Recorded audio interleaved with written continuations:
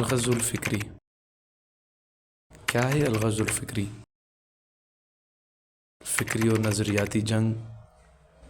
سنیں، دنیا میں جنگ کے دو طریقے مروج ہیں. ایک جنگ وہ ہے جو فوج، اسلحے اور خطرناک ہتھیاروں کے ساتھ لڑی جاتی ہے.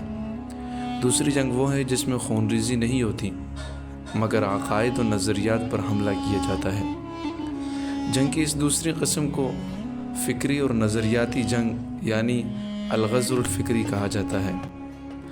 الغزو الفکری کی تعریف ڈیفینیشن هو الغزو بالوسائل غیر العسکریت. یہ ایسی جنگ ہے جو روایتی ہتھیاروں کو چھوڑ کر دیگر وسائل سے لڑی جاتی ہے.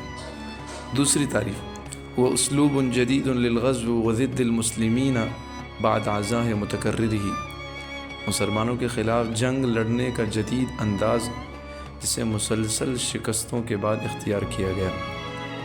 الغزو الفکری سے دشمنان اسلام کا مقصد کسی قوم کو ذہنی اور شعوری طور پر مردہ کر کے اسے اپنے سانچے میں ڈال لینا دشمنان اسلام کا اصل ہدف ہے.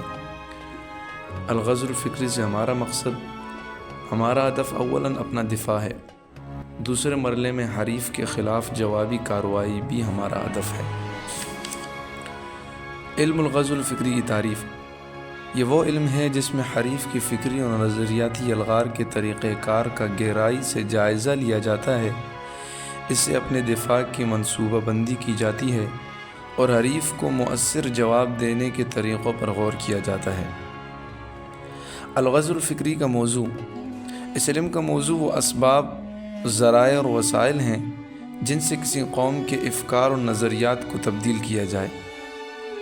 علم الغزو الفکری کی غرض و غایت اس علم کا مقصد اپنے عقائد و نظریات، قومی تشخص اور تہذیب و تمدن کو محفوظ رکھتے ہوئے دیگر اقوام پر فکری اور نظریاتی غلبہ حاصل کرنا.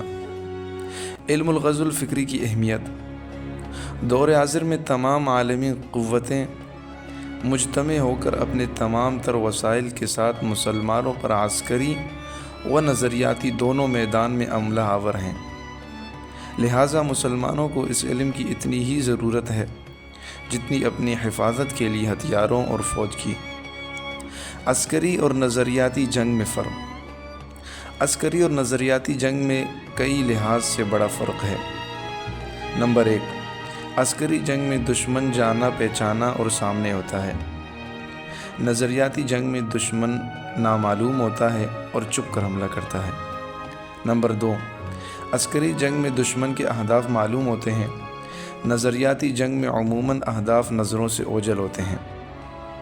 نمبر 3، عسکری جنگ میں عملہ اجسام، عمارات اور فوجی اہداف پر ہوتا ہے. نقصان صرف مادی ہوتا ہے. نظریاتی جنگ میں عملہ اذہان، قلوب اور خیالات پر ہوتا ہے. نقصان مذہبی اور نظریاتی ہوتا ہے جس کے بعد مادی نقصان بھی ضرور ہوتا ہے. تو معلوم ہوا کہ نظریاتی جنگ الغزو الفکری عسکری جنگ سے زیادہ مؤثر، مہلک اور کارگر ہے.